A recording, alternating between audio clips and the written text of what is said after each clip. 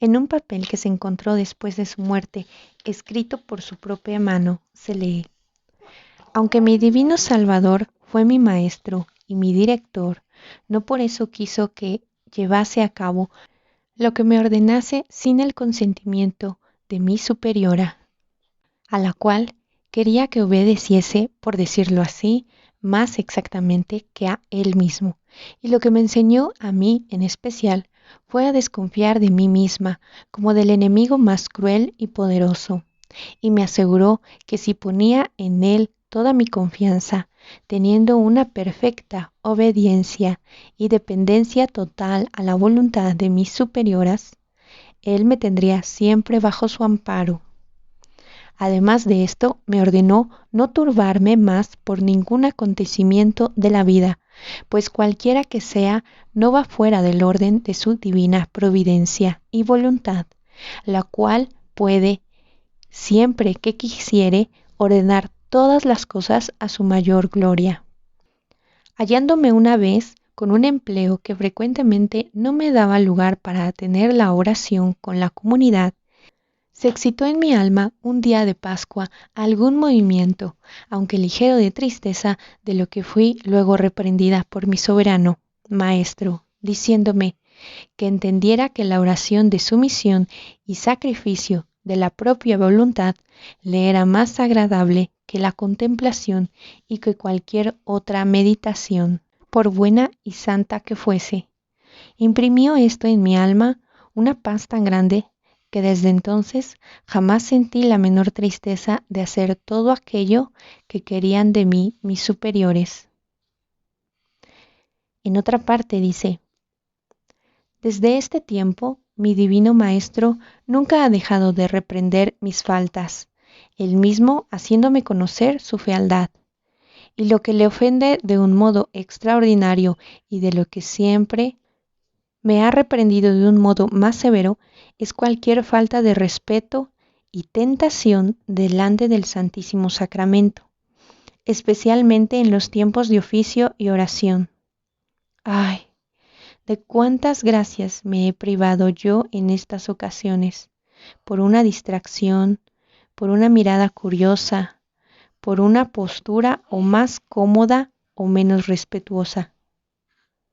El dolor que siento tras conocer que le he desagradado en algo de esto, me obliga a ir prontamente a pedir alguna penitencia, porque el Señor me tiene dicho muchas veces que la más pequeña penitencia hecha por obediencia le es más agradable que las mayores austeridades hechas por propia elección y voluntad. Por lo tanto, yo puedo asegurar, y mi divino Salvador me lo ha dicho 100 veces, que no hay cosa que dañe más a una religiosa que la falta de obediencia, por pequeña que parezca, ya sea a los superiores, ya sea a las reglas, y la menor réplica en este punto, con cualquiera muestra de repugnancia, es un defecto insoportable a los ojos de Dios. Tú te engañas, hija, me dijo el Señor. Tú te engañas en pensar que podrás agradarme con cualquier género de acciones o mortificaciones hechas solo por tu propia voluntad, porque has de saber que yo desecho todo esto como frutos podridos por la propia voluntad, a la cual miro con horror, especialmente en un alma religiosa, y apreciaré más que use de todos sus alivios y comodidades por obediencia, que el que se consuma con austeridades y ayunos por su propia voluntad. Yo he experimentado que cuando me ha sucedido hacer alguna mortificación sin expresa orden de mi superior, nuestro Salvador no me ha permitido aún siquiera ofrecérselas. Un día, queriendo yo continuar en una penitencia que me había impuesto la obediencia, oí su voz que me dijo: lo que has hecho hasta aquí ha sido por mí, mas lo que vas a hacer ahora es por el demonio. Lo que me hizo desistir de ello al momento, y desde entonces resolví morir antes que apartarme un punto de las órdenes de la obediencia, a la cual estoy resuelta a sacrificarlo todo: inspiraciones, deseos, visiones, gracias extraordinarias. Dios le hizo ver cuánto le agradaba la perfecta obediencia. Así, después de su muerte, escribió una de las superioras. Habiendo ido a verla a la enfermería, donde llevaba más de un año padeciendo, me pidió que la permitiese levantarse al día siguiente para asistir a la Santa Misa, asegurándome que si le concedía esta licencia, no dudaba de que Dios le daría las fuerzas necesarias. Yo, aunque no había señal de mejoría, según lo postrada que estaba, se lo permití, mas con la condición de que se levantara muy tarde y no en ayunas. Por el deseo ardiente que tenía de comulgar, le pareció algo dura esta condición, y pidió a la hermana enfermera que procurase alcanzar de mí esta gracia y poder comulgar también. La hermana se lo prometió, y bien de mañana le hizo levantarse, no dudando de que yo se lo concedería. Mas permitió Dios que yo entrase en la enfermería un instante después de que la enfermera hubiera salido a buscarme y pedirme la licencia. Me sorprendió mucho ver a la enferma de pie contra mi orden. La reprendí severamente, exagerando de modo excesivo los pretendidos motivos de su conducta, especialmente su dureza de juicio y la adhesión que tenía a su propia voluntad. Irás a misa, añadí en tono de cólera. Sí, irás a misa y comulgarás, pero ya que tu propia voluntad puede darte tantas fuerzas cuando lo quieres, yo también haré andar a mi gusto. Si tienes fuerzas para ir a misa, también las tendrás para servir a la comunidad. Vuelve a tu celda y sal de la enfermería. Te mando que no vuelvas a entrar en ella en 6 meses, a no ser que se trate de visitar a las enfermas.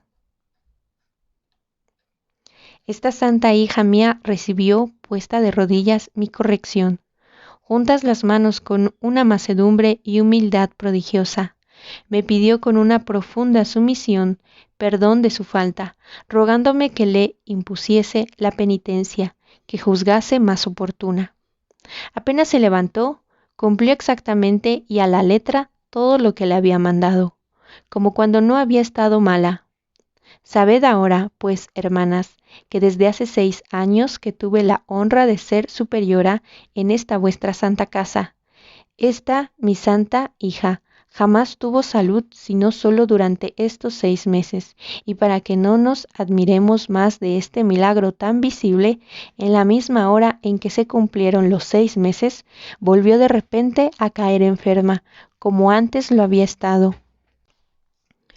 Por grandes que fueran sus dolores, jamás buscaba alivio. Las cortas treguas que le daban a veces sus continuas enfermedades se distinguían bien por algún particular exceso de fervor. A pesar de su flaqueza y debilidad, nada podía obligarla a estar de otro modo que de rodillas ante el Santísimo Sacramento. Un Jueves Santo, cuando acababa de salir de una grave enfermedad, me insistió tanto, dice una de sus superioras, para que la permitiese pasar toda aquella noche en la iglesia, que no hallé la manera de negárselo. Entró en ella y habiéndose puesto de rodillas en medio del coro, estuvo allí inmóvil hasta las 8 de la mañana, cuando se dirigió a su lugar para recitar con el resto el oficio divino. Y me aseguró después, añade la misma superiora, que nuestro Señor le había dado aquella noche a gustar parte de los dolores extremos de su agonía y que jamás había tenido en su vida un tiempo tan conforme a su inclinación, porque jamás había padecido tanto. Pero sabremos mejor qué pensaba sobre esto si le leemos lo que ella escribió misma a un sacerdote de la Compañía de Jesús, con quien tenía mucha confianza, a quien desveló sus secretos y sentimientos más íntimos sin confiar en ella misma, por miedo a caer en algún engaño o ilusión. Así se explicaba en una carta. No, padre, Nada hay capaz en este mundo de agradarme sino la cruz de mi divino Maestro, pero una cruz como la suya, pesada, ignominiosa, sin dulzura, sin consuelo, sin alivio, que suban los demás en hora buena con mi divino Salvador al Tabor. Yo me contentaré con no saber otro camino que el del Calvario, donde no hallaré otro atractivo que los de la cruz. Mi parte será estar ahora sobre el Calvario, hasta el último suspiro entre los azotes, los clavos, las espinas y las cruces, sin otra consolación ni placer que el de no tenerle. ¡Qué dicha! Padecer siempre en silencio y morir al final sobre la cruz, consumida de toda suerte de miseria en el cuerpo y aflicciones en el espíritu, en el olvido y el desprecio. Bendiga ahora a mi reverendo Padre y dé gracias a nuestro soberano Maestro que tan generosa y amorosamente me honra con su preciosa cruz, no dejándome un momento sin padecer. ¡Ay! ¿Qué sería de mí sin esto en este valle de lágrimas, donde vivo una vida con tantos defectos que no puedo mirarme a mí misma sin verme llena de miseria? Esto es lo que me obliga a temer el hacerme indigna del infinito bien, de estrecharme con su cruz, para hacerme semejante a mi paciente Jesús. Yo le conjuro, si es que guarda algún efecto de caridad conmigo, que ruegue al Señor, que no me deseche por el mal uso que he hecho hasta aquí de este precioso tesoro de su cruz, privándome de la bienaventuranza de padecer y sufrir, porque esta es la dulzura que hallo en la prolongación de mi destierro. No dejemos jamás de padecer en silencio. La cruz es buena en todo tiempo y en todo lugar para unirnos a Jesucristo, que padece y muere. No se le puede amar verdaderamente sin padecer. Yo puedo decir que no le amo del todo, pues me parece que padezco tan poco que mi mayor padecer no es padecer más. Me agrada saber que hay otros colmados de las dulzuras de un amor gozoso. Para mí, yo no deseo en esta vida otra cosa que verme abismada en los dolores de un puro amor crucificado. Ya sé que me satisfago demasiado en hablarle de las penas y no sé hacerlo de otro modo, porque la sed ardiente que tengo de ellas es para mí un tormento que no puedo explicar. Con todo eso conozco bien que yo ni sé amar ni padecer. Esto es lo que me hace temer que todo lo que he dicho no sea acaso más que un efecto de mi amor propio y de mi soberbia secreta. Ay, cuánto temo que todos estos deseos de padecer no sean otra cosa que artificios del demonio para engañarme por medio de sentimientos vanos y estériles. Decidme sinceramente qué es lo que piensa. En otra carta dice: Padre, a mí me parece que no reposaré jamás mientras no me vea metida en un abismo de humillaciones y trabajos, desconocida de todo el mundo y sepultada en un eterno olvido. Y si algunos se acuerdan de mí, que no sea más que para despreciarme más y para darme nuevas ocasiones de padecer por Dios. Ved, Padre, lo que pido sin cesar a mi divino Salvador.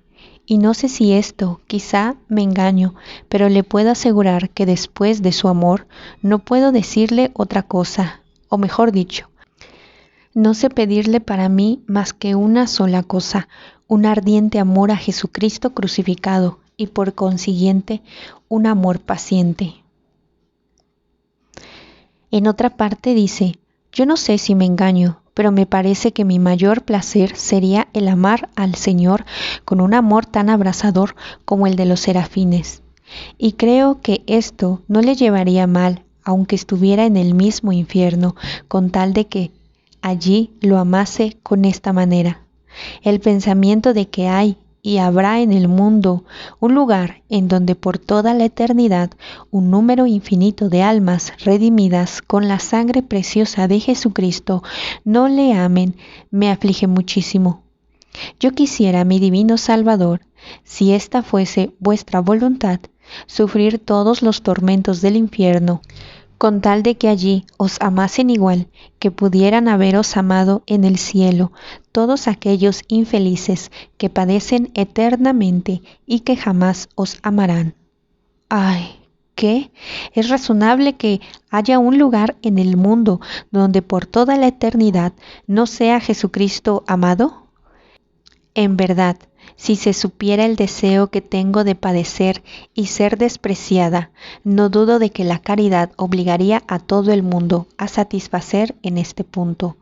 Mas la virtud de la paciencia no consiste solo en el deseo de padecer.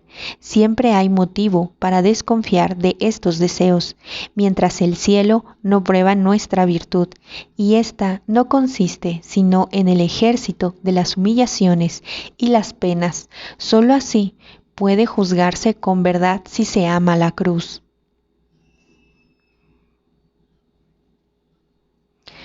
Ya hemos visto suficientes ejemplos de que la vida humilde y mortificada de esta fiel sierva de Dios concuerda bien con estos sentimientos.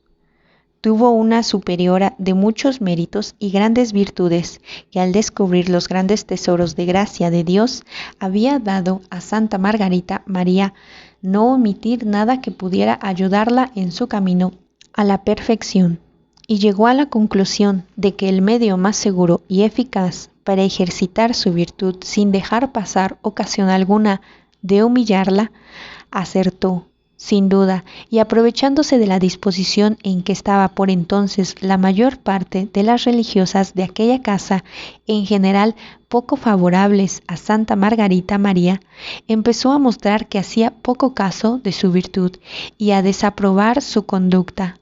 La daba a entender que desconfiaba mucho de aquellos caminos extraordinarios, y junto a eso, la aspereza con que la trataba habría convencido a cualquiera de que al menos sería justo quedarse modestamente a su superiora, sin que eso fuera en contra de la perfección. Mas esta mujer fuerte jamás hizo oídos a este sentimiento. Todo cuanto hacía se interpretaba mal, ya sea que por obediencia explicarse su conducta o que por un exceso de humildad se culpase a sí misma. Lo uno y lo otro era igualmente condenado. La trataban de aprensiva en sus enfermedades, de hipócrita en sus devociones, de ilusa en la oración, humillada en casa, deshonrada fuera, afligida en todo perseguida. Jamás se le escapó.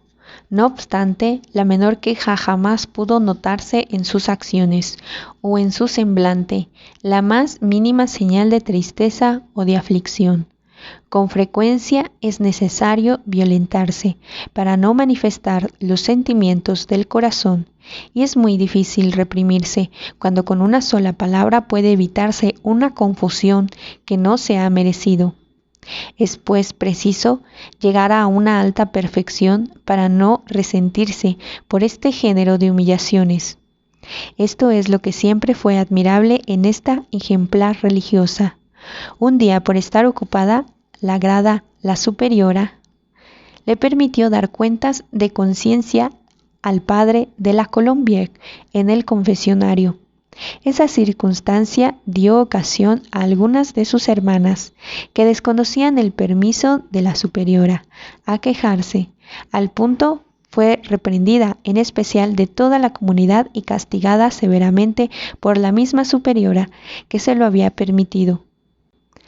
La edificación de sus hermanas y otras 100 razones parece que debían obligarle a explicarse y a justificar su conducta. Pero el gozo admirable que sentía de verse despreciada y humillada la llevaban a abrazar estas pequeñas cruces.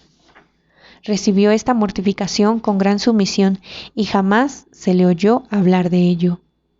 Esta misma alegría por ser humillada le inspiró un afecto especial a todos los que le causaban humillaciones. Es cierto que vuestra ilustre hermana escribió después de su muerte una de las superioras a la comunidad de Praille-le-Monial. Cito: «Me tuvo un amor especial, pero me será muy fácil hacer que se os quede bien grabado cómo nació este afecto. Yo tenía la costumbre de no mostrarle jamás ningún tipo de comedimiento ni de atención, o como estaba convencida de su deseo sincero de padecer y de ser humillada, no dejaba pasar ocasión alguna de ejercitar su virtud. Pero como la que me sucedió tuvo una conducta más suave con ella, esta santa hija mía me escribió en estos términos: ¿cómo puede ser esto que con tantos defectos y miserias como tengo, mi alma esté siempre tan ansiosa de padecer? Y cuando me acuerdo de que usted me permitía sustentarme a veces con este pan delicioso, aunque amargo, y que ahora me hallo privada de este bien, a causa sin duda de lo mal que me aprovecho de él, me veo toda llena de confusión, y me atrevo a asegurarle que no había nada que llevara a estimarle más que su modo de comportarse conmigo. No creo que hubiera podido darme una muestra más segura de su amistad que humillando y mortificando a una persona tan imperfecta como yo. Y aunque no lo hizo tanto como lo merecía, me consoló y me endulzó las amarguras de la vida, que me es insoportable sin padecer mientras veo a mi divino Maestro en una cruz. Entretanto, no he aprendido bien a padecer. No hay nada que haga tan mal, aunque no hay nada que desee tan ardientemente. No amo a mi Dios porque me amo a mí misma demasiado. Oh, amada Madre, qué cosa tan fuerte es vivir sin amar a un Dios crucificado. Mas, ¿cómo podrá ser amar a un Dios crucificado sin amar la cruz? ¿Sin vivir y morir sobre la cruz? Me parecía vivir con alguna seguridad bajo su conducta, porque tenía la caridad de contradecir algunas veces mis inclinaciones. ¡Ay! Yo me he hecho indigna de estos favores. No obstante, el deseo de las humillaciones aumenta en mí, y no sé si es por lo poco que padezco, y el deseo de morir me aprieta más que nunca. Ni me decidiré a pedir a Dios los años de vida que me ha aconsejado que le pida, a no ser que la condición de que sean enteramente empleados en honrar al Sagrado Corazón de mi dulce Jesús, en el silencio y en la penitencia, sin jamás ofenderle, estando día y noche, y cuando sea posible, delante del adorable sacramento del altar, donde este divino corazón es toda la causa de mi consuelo en esta peregrinación. Fin de la cita. Bien, puede decirse que su gran deseo de padecer fue siempre eficaz, y cuando ya todos la estimaban y veneraban sus virtudes, lo que impedía nuevas ocasiones de padecer, Dios por sí mismo ejercitó su paciencia con cruces interiores que la redujeron algunas veces hasta el último extremo. En una carta escribió al padre de la Colombière lo siguiente: nuestro soberano maestro tuvo a bien darme mucho consuelo leyendo su carta, pero no ha sido sino después de largo tiempo sin él, a causa de haberlo buscado con prisa en este tiempo de carnaval, en el cual tantos pecadores le ofenden y le abandonan, porque este es un tiempo de dolor y amargura para mí. No puedo ver ni gustar otra cosa que a mi Jesús crucificado, compadeciéndome de sus dolores, de los cuales este divino Salvador me penetra tan vivamente que no me reconozco a mí misma. Todo le sirve a su divina justicia de instrumento para atormentar a esta víctima delincuente, de tal modo que no puedo hacer otra cosa que ofrecerme como víctima de inmolación a su justicia. Y me parece que sufro tanto que le aseguro que si su misericordia infinita no me sostuviera, no podría soportar ni un momento. Entretanto, todo pasa en una paz inalterable, contentándome en conforme con su divino querer, y con tal de que mi divino Salvador se dé por contento, esto me basta. Yo no creo poder escribirle nada más, ni contarle nada del estado en que me hallo, sino estas palabras de mi adorable Salvador: mi alma está triste hasta la muerte. O estas otras: Dios mío, ¿por qué me habéis desamparado? Con todo eso, puedo asegurarle que cuanto más padezco, más siento aumentar en mí este deseo ardiente de padecer, de manera que temo tomarme demasiada satisfacción en el mismo padecer. En fin, el partido que yo quiero tomar es el abandonar y someterme perfectamente a la bondad infinita de mi soberano Maestro, moderando el ardiente deseo que tengo de las penas, dejándole a Él el cuidado, pues como yo no deseo otra cosa en el mundo que hacer perfecta su voluntad, poco me importa que esto sea en el consuelo o en la tribulación.